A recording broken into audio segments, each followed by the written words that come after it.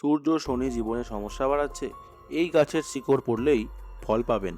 গ্রহের কারণে জীবনে দুঃখ কষ্ট বাড়লে জ্যোতিষীদের পরামর্শে আমরা বিভিন্ন গ্রহরত্ন ধারণ করে থাকি। কিন্তু জ্যোতিষশাস্ত্রের মতে গ্রহরত্ন ছাড়াও কয়েকটি গাছের শিকড় ধারণ করলেও তা রত্নের মতো সমান ফলদায়ক হয়। কোন গ্রহ শান্তির জন্য কোন গাছের শিকড় পড়বেন, আবার এই শিকড় ধারণের সঠিক উপায় কি, তা সব জানানো হলো এই ভিডিওতে।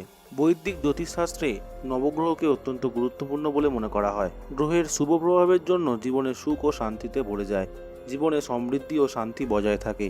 আবার গ্রহ দুর্বল হলে ব্যক্তির শারীরিক, মানসিক ও আর্থিক সমস্যা দেখা যায়। জ্যোতিষশাস্ত্রে গ্রহদের শান্ত করানোর জন্য একাধিক উপায় জানানো হয়েছে।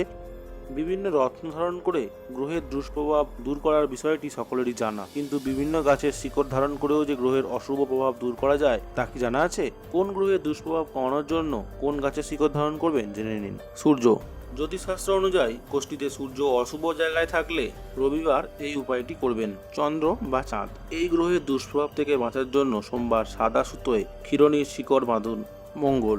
এই গ্রহকে ব্যক্তির কোষ্ঠীতে পরাক্রম ও সাহসের কারক বলে মনে করা হয়। মঙ্গলকে মজবুত করার জন্য অনন্ত মূলের শিকড় লাল সুতোয় বেঁধে ধারণ করুন। বুধ। বুধ গ্রহের শান্তির জন্য বিধারার শিকড় সবুজ কাপড়ে বেঁধে পড়তে পারেন। বৃহস্পতি। কোনো ব্যক্তির কোষ্ঠীতে বৃহস্পতি অশুভ জায়গায় থাকলে বৃহস্পতিবার কলা গাছের শিকড় হলুদ কাপড়ে বেঁধে নিন, তারপর হলুদ সুতো দিয়ে সেটি ধারণ করুন। তারপরে বৃহস্পতির দুষ্প্রভাব দূর হয়ে যাবে। শুক্র।